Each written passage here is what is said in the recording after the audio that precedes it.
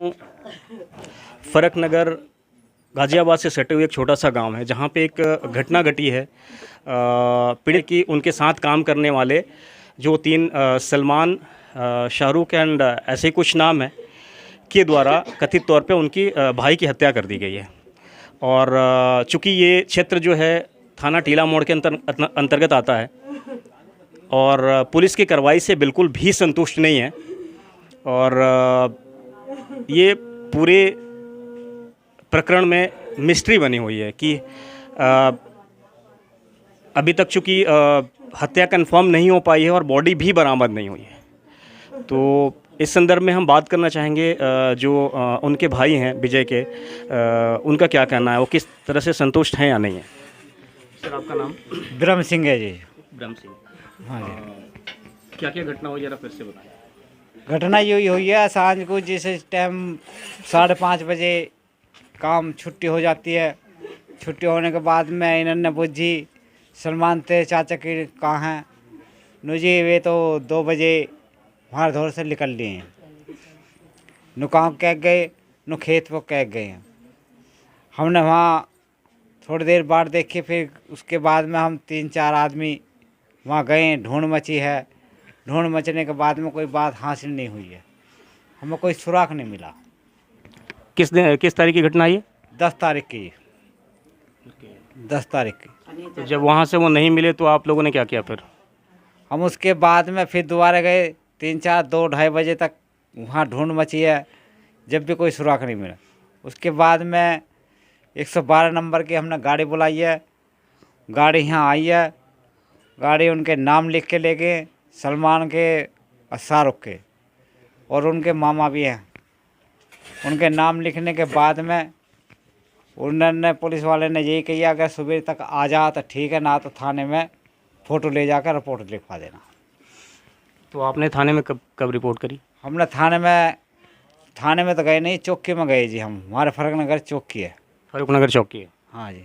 यहाँ हमने रिपोर्ट लिखवाई है। रिपोर्ट लिखवाने के बाद में, उसके बाद में जैसे भी है वे ठाए हैं। अगले दिन वे काम पे गए। काम पे से ही उन्हें उठाया गया। फिर उन पे जो कार्रवाई है पूछताछ हुई। पूछताछ बताने के बाद में पुलिस ने उनको कब उठाया? सवेरे उठा लिया 10 बजे। 11 तारीख को सुबह में पुलिस ने उनको उठा लिया? हाँ, 11 तारीख को ही। ठीक है। उसके बाद में पुलिस ने कार्रवाई करी, पूछताछ करी, तो उन्होंने बताया जी यहाँ मोटरसाइकिल वहाँ नदी में पड़ी है जी, और 1 किलोमीटर के दायरे पे वहाँ नहाया जी। बस इतना बताया। मोटरसाइकिल तो जहाँ उन्होंने बताई है वहाँ तो गई मिल, बाकी की बॉडी नहीं मिली हमें। तो जो आरोपी हैं उनके द्वारा बताने पे बाइक बरामद हो गई, लेकिन आपके भाई की बॉडी बरामद नहीं हुई? हाँ जी, बॉडी बरामद नहीं हुई, मोटरसाइकिल बरामद हो गई। पुलिस क्या कर रही है अभी? पुलिस यही कह रही है कि कार्रवाई चल रही है जी,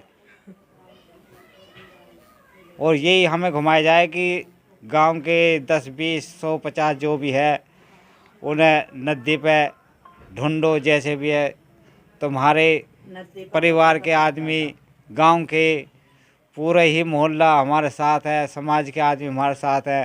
पूरी रात हमें नदी पे हो गई, पर हमें कोई सुराग नहीं मिला। उसके बाद पुलिस के क्या एक्शन रहा? बस ये कार्रवाई चल रही, बस, और कोई सुराग नहीं है। पुलिस की कार्रवाई से कितना संतुष्ट हैं आप? संतोष तो हम जैसे वे कहते हैं वैसे ही मान लें जी उनकी बात, और क्या करें। तो आपको लगता है कि आपको न्याय मिल पाएगा जिस तरह से पुलिस काम कर रही है? हमें तो नहीं लगता जी हमें अन्याय मिल जा। आज 6ठा दिन है, हमें नहीं लगता जी हमें कुछ मिल जा। नहीं, पुलिस तो चोए में से निकाल ले पता। आपका कहना है कि अगर पुलिस ठीक से जांच करे तो आपके भाई की बॉडी भी मिल जाएगी और जिन्होंने उनकी हत्या की है वो भी एक्सेप्ट कर लेंगे? हाँ जी। अब क्या करें, 6 दिन सही नहीं हो रही, इंक्वायरी सही नहीं कर रहे वो। अनि मेरे पति की जांच अगर सही से करते तो वो मिल जाते। अगर वो कहते कभी के नहाने जगह गए हैं, हमारे साथ नहाने गए थे, अगर नहाने गए थे वो चप्पल पहन के गए थे क्या, कपड़े पहन के गए थे, या फ़ोन साथ लेके गए, गाड़ी को लेके गए थे क्या, सब चीज़ लेके उसमें नदी में नहाने गए क्या? जब वो बता रहे कि हमारे साथ नहा रहे थे तो बाइक को भी लेके गए थे क्या नहाने, उनके बताने के बाद ही हमें बाइक मिली थी। और वहीं पर घुमाए जा रहे हैं, आज 6 दिन हो गए वहीं पर घुमाए जा रहे हैं।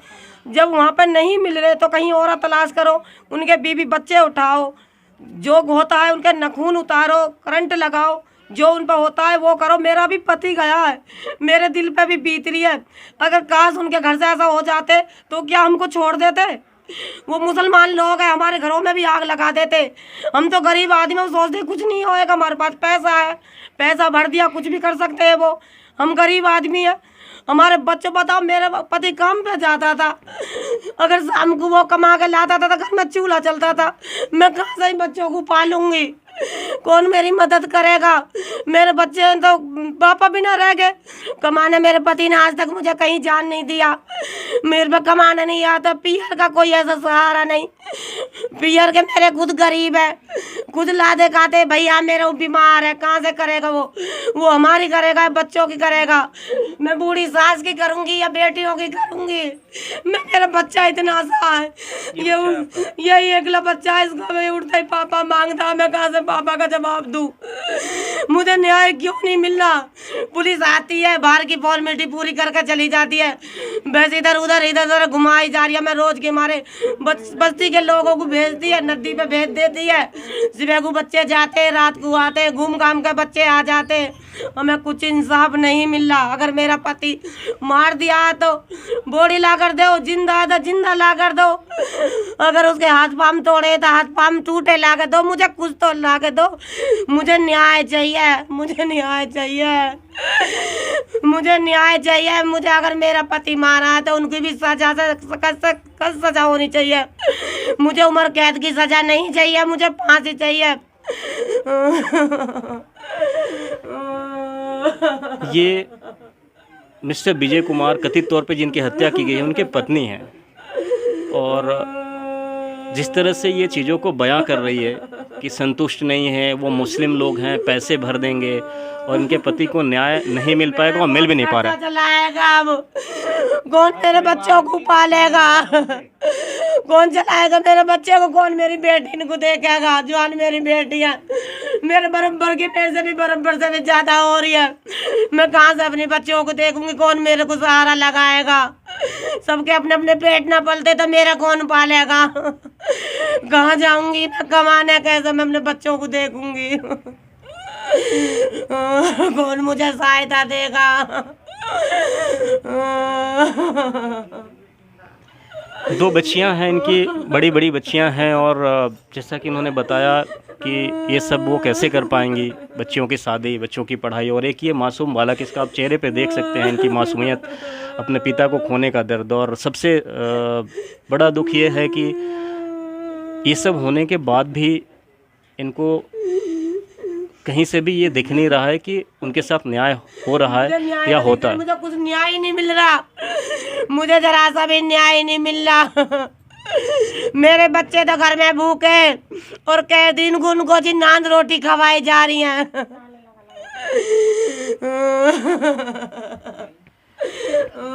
घर परिवार के ताले लगा के भाग गए। अगर सर वो जब उनका खोट नहीं था तो घर के बच्चे अपने घर से क्यों फरार हुए थे? उनके गलती ना थी, उनके बच्चों ने नहीं मारे थे। मेरे पति तो मेरे घर पे आते, मेरे को समझाते कि मेरे बच्चों ने ऐसा करा भी होगा, हम फिर भी तुम्हारे साथ, अपने बच्चों के साथ नहीं है। गलत काम तो गलती है, लेकिन वो सारे फरार हो गए जी। जब उनकी गलती नहीं है तो घर से फरार क्यों गए? ताले लगा लगा के क्यों गए? मुझे इंसाफ चाहिए, उनके बीवी बच्चे उठाए जा, मैं कुछ भी करो, मुझे इंसाफ चाहिए। मेरा पति जिंदा या मुर्दा मुझे चाहिए। पुलिस कोई कार्रवाई नहीं कर रही है, बस बार बार की फॉर्मेलिटी पूरी कर रही है, अंदर की कुछ नहीं कर रही। मुझे 6 दिन हो गया तड़पते तड़पते, मुझे कोई भी इंसाफ नहीं मिल रहा, नहीं कोई मेरे पति का भेद मिल रहा। माननीय मुख्यमंत्री जी, क्या आप इस गरीब का न्याय सुनिश्चित कर पाएंगे? आज घटना के 6ठे दिन हो गए, लेकिन अभी तक ऐसा कोई भी पर्सन इनकी न्याय सुनिश्चित करने की जिम्मेदारी नहीं ले रहा है, ना ही आपका सिस्टम और ना ही आपकी पुलिस। इन छोटे बच्चे का भविष्य क्या होगा ये कौन तय करेगा? ये उनकी पत्नी है जिनका रो रो के बुरा हाल है, और इनकी सबसे बड़ी चिंता अपने बच्चों और अपनी बेटियों को लेके है, जिनकी 2 बेटियां हैं, बड़ी हो गई हैं, बच्चा छोटा है, पढ़ाई के खर्चे, शादी के खर्चे, और सबसे बड़ी चीज़ न्याय न मिलना। पुलिस जांच के घेरे में है। इनका कहना है कि पुलिस जांच नहीं कर रही है। जब अभियुक्त हैं उनके कहने पे बाइक बरामद हो गई तो पुलिस उनकी बॉडी को क्यों बरामद नहीं कर पा रही है?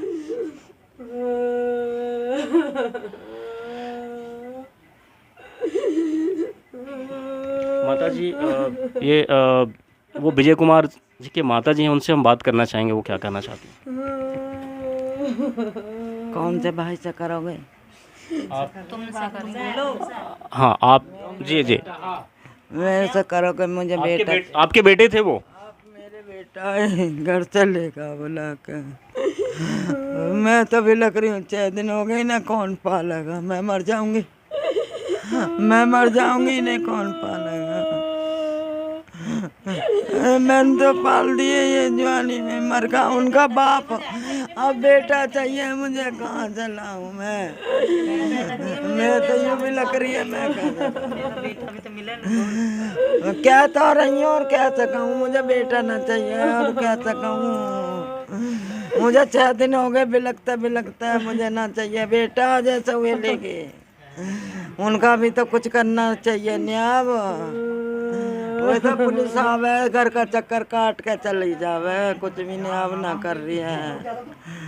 मेरे घर पे आके कहे उनको चली जा, सूदी कुर्सी के रहे बैठते बिना, सूदे उनके घर को चले जावे। सर मुझे इंसाफ चाहिए, मुझे इंसाफ चाहिए। मुझे मेरा पति चाहिए, जिंदा या मुर्दा। से भी तकड़ा होता। इनके पति की अभी बॉडी भी बरामद नहीं हुई, जिनको ये देख के संतोष कर सके, और जो हिंदू धर्म की क्रियाक्रम है। अच्छा, वो किसी से कोई उनकी लड़ाई? सर हमारी किसी से कोई लड़ाई नहीं, झगड़े नहीं, हम तो किसी से लड़ते नहीं, कभी हमारी किसी से लड़ाई नहीं, किसी के हम पे पैसे नहीं का जिससे हमारी दुश्मनाई लिखाड़ी गई है। सर हमारी तो किसी से लड़ाई भी नहीं थी। सर 3 साल से काम कर रहा था हमारे पति के साथ वो। उसका मामा आया, उसने देखिए, कथित तौर पे जो उनके पति हैं, जिनकी कथित तौर पे हत्या की गई है, और जिन्होंने भी किया है, जिनको ये अभियुक्त मान रहे हैं, ये उनको रोजगार देते थे, क्योंकि ये मिस्त्री का काम करते थे और उनके सपोर्ट में थे 3। लॉकडाउन में सब घर पड़े थे। मेरे पति ने जब भी उनको काम दिया था, 3 साल से काम कर रहे थे, लॉकडाउनों में सब घर थे, वो फिर भी उनको काम पे ले जाते चोरी चुपके। उन्हें जब भी काम पे लगाते थे, उनका चूल्हा चलाते थे। सर आज मेरा चूल्हा कौन जलाएगा? मेरे पति को उन्होंने मार दिया, आज मेरा चूल्हा कौन जलाएगा? मेरे बच्चों को कौन देखेगा? कैसे करूंगी? मुझे भी तो मेरा पति चाहिए। आज 6 दिन हो गए, कुछ भी हासिल नहीं हो रहा। ये कैमरामैन साथी से कहूँगा कि ये ज़रा जूम करके इस फोटो को दिखाएं। ये इनके पति हैं, कथित तौर पर जिनकी हत्या की गई है, और अभी तक इनकी बॉडी तक बरामद नहीं हुई है। जानना चाहूँगा, मुझे सुनने में जैसा आया है कि पीएससी वगैरह जो आई थी, एनडीआरएफ की टीम जो उस नदी में जांच कर रही थी, जहाँ से बाइक बरामद हुई है, वहाँ पे कथित तौर पे ये पता चला है कि वहाँ पेट्रोल के खर्चे भी आप लोगों से लिए गए थे। हमसे जो क्या बोलते हैं उसको, पीएससी पुलिस जो आई थी, उन्होंने मांगा था पेट्रोल, तो उसमें 7 लीटर घंटे का लेती है वो पेट्रोल, इसीलिए उन्होंने मांगा था कि इसमें पेट्रोल नहीं है, पेट्रोल चाहिए, अभी पेट्रोल मांगा था उनसे। अच्छा, पीएससी की टीम आई थी जो उस दौरान पेट्रोल के खर्चे आप लोगों से लिए गए थे? हाँ जी, हमारा जो पड़ोसी है, मैं अलग था, अलग वारदात बैठा, मुझे आगे बैठा रखा था सिटी फॉरेस्ट पे, तो हमारे जो पड़ोसी हैं चाचा, उनसे कहे थे, उन्होंने मेरे से फ़ोन करके कहा था, तो मैंने भेजा था पेट्रोल। माननीय जोगी जी, आपके सिस्टम है जिसका जीता जागता सबूत आप देख पा रहे हैं प्रत्यक्ष रूप से कि आपकी पीएससी हो, पीड़ित परिवार से क्या सलूक कर रही है। ये है आपकी जांच की और हकीकत। जो सलमान शाहरुख हैं उनके तीनों में जो मामा है, 3 है वे, उनके ये दोनों भाई हैं सलमान शाहरुख। इनका मामा जो है मुरादनगर का है। इन पर जो पहले भी मर्डर केस में जा चुके हैं, पहले 2 बार जी। अच्छा, वो पहले भी मर्डर केस में जा चुके हैं? 2 बार जा चुके हैं पहले। ओ वो पहले एक की हत्या करके आए थे, वहाँ से अपनी जमीन जायदाद सब बेच के वो यहाँ पे आ चुके हैं। वो सलमान शाहरुख दोनों पहले हत्या कर चुके हैं? उसके मामा जी, उसके मामा वो भी आपके इस हाँ जी इसी में है, यहाँ शहजाद इसी में है जी। वो तीनों पकड़े हुए हैं। जब भी कोई मेरे पति का भेद नहीं बता रहे, जब से जी वो सलमान शाहरुख काम कर रहे थे 3 साल हो गई, जब से तक कुछ नहीं हुआ। जब से उसका मामा हुआ मेरे पति तुरंत उन्होंने मार दिए। उसके मामा आते ही ये काम हुआ था। यानी जब से 3 साल से काम हो रहा था, कई गाँव मन में काम करने गए, रात को 11-11 बजे भी आते थे। जब भी गाड़ी का तेल भी खत्म हो जाता था, शाहरुख सलमान लेकर आते थे साथ। लेकिन यहाँ पे जब से उनका मामा हुआ, जब से इन्होंने ये काम करा जी, वो अपने वहाँ पे भी एक हत्या कर आया। माननीय थाना महोदय, आप जिसको कथित तौर पे पीड़ित परिवार की तरफ से आप जिसे संरक्षण दे रहे हैं, वो पहले से ही उन तीनों में से एक जो मिस्टर शहजाद नाम है, वो किसी मर्डर केस का आरोपी भी रह चुका है। वाकई चूँकि ये गरीब परिवार है, लेकिन आप उस गरीब की दर्द को आप नहीं समझ सकते। इस बेटे के चेहरे की वो इसके सर से अपने बाप का साया छीन जाने का दर्द आप नहीं समझ सकते, क्योंकि आप सिस्टम में बैठे हैं, आप उस कुर्सी पे बैठे हैं जहाँ पे गरीब की चीख आप लोगों तक ना पहुँच पाती है, और पहुँचती भी है तो आप लोगों के कानों तक जू नहीं रेंगती है। इसके अलावा मैं माननीय विधायक नंदकिशोर गुर्जर साहब, ये आपकी ही जनता है जो बिलख रही है सिर्फ न्याय के लिए, आपसे कुछ उम्मीद नहीं कर रही है, सिर्फ ये उम्मीद कर रही है कि काश आप या आपकी जगह या कोई भी पर्सन इनके लिए न्याय सुनिश्चित कर सके। आए दिन मैं पढ़ा करता हूँ, आप अपने क्षेत्र की जनता से हिंदुत्व के बड़े सिंबल भी आप हैं, बनते हैं, आई डोंट नो, लेकिन कहाँ गया आपका हिंदुत्व? आज एक हिंदू परिवार न्याय से वंचित हो रहा है और आपके द्वारा, आपके एडमिनिस्ट्रेशन के द्वारा, आप रूलिंग गवर्नमेंट में, आपकी सरकार है यहाँ पे, ये न्याय सुनिश्चित करना आपका कर्तव्य बनता है। लेकिन आप यहाँ खड़े नहीं हैं। इसके अलावा मैं माननीय भीम आर्मी चीफ से भी निवेदन करता हूँ, चंद्रशेखर साहब, आज आपको इस परिवार की इस बेटे को ज़रूरत है, आपको आज आपको यहाँ खड़े होना चाहिए था इनके न्याय सुनिश्चित कराने के लिए।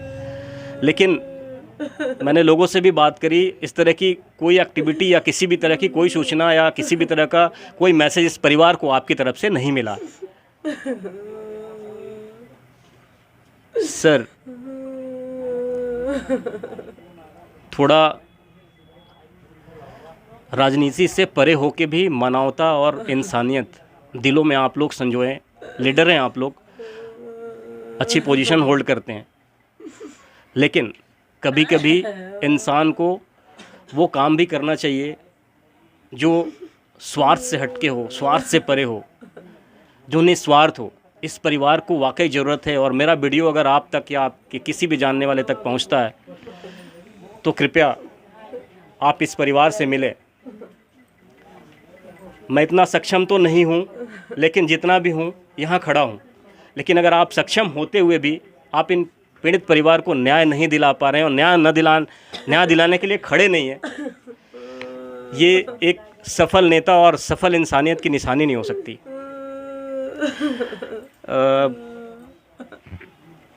बाबू, आपका नाम क्या है?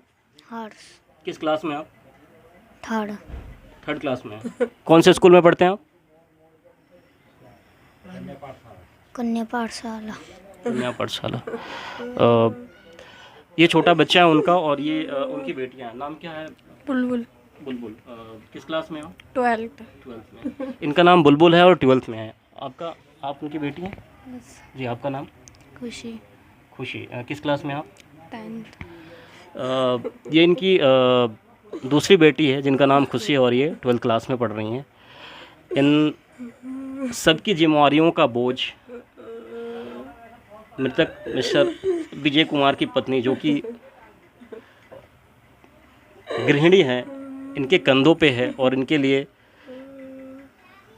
बड़ा ही ये चैलेंजिंग टास्क है कि अपने परिवार को इस परिस्थिति से उबारना, और तब जब पति का साथ ना हो, पति इस दुनिया में ना हो।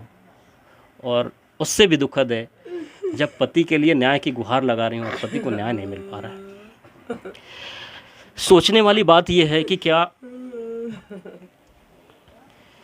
हमारे देश में न्याय मिल पाता है?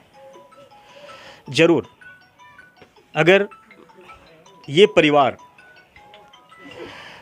कोई बहुत बड़े पैसे वाला या बहुत बड़े किसी राजनीतिक घर से होता तो आज यहाँ पुलिस की जितनी जांच एजेंसियाँ होती यहाँ दरवाजे पे खड़ी होती।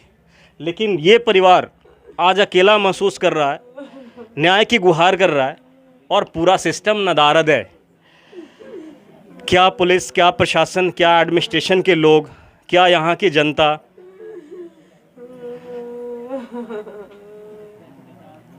के सेवक कहते हैं लोग, जो यहाँ के लीडर बनते हैं, वोट मांगने आते हैं, लेकिन जब बात धरातल पे आकर कुछ करने की होती है ना, आप ढूंढते रह जाओगे, वो नहीं मिलेंगे। ये गरीब परिवार सिर्फ इसलिए न्याय से वंचित हो रहा है कि ये गरीब है, इनके पास वो पैसे की ताकत नहीं है, वो सत्ता का बल नहीं है। अगर होता तो ये आज हमारे आपके सामने रोते बिलखते नहीं पाए जाते, बल्कि जो भी आरोपी हैं उनको ये सज़ा दिलवा पाने में सक्षम होते और किसी के सामने ये रोते गिड़गिड़ाते नहीं, अपने न्याय की भीख नहीं मांगते।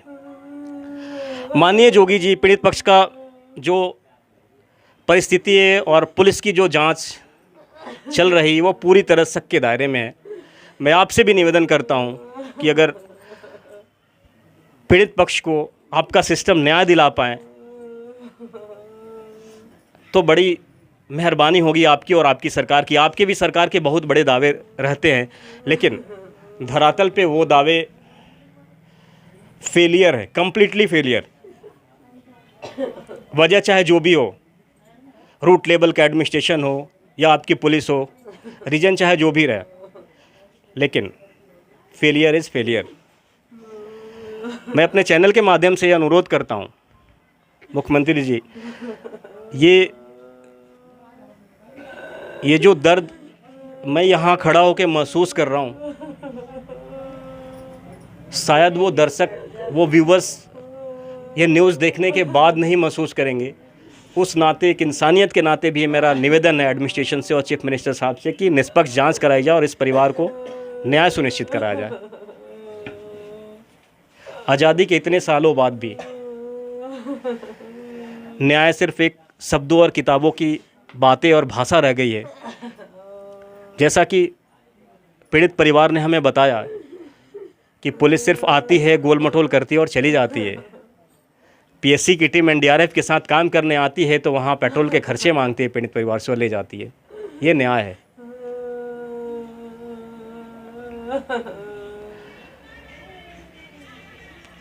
उम्मीद करता हूँ इस पूरे न्याय प्रणाली के इस सिस्टम से कि इस पीड़ित परिवार के साथ खड़े हों और इनके न्याय सुनिश्चित की जाए। धन्यवाद।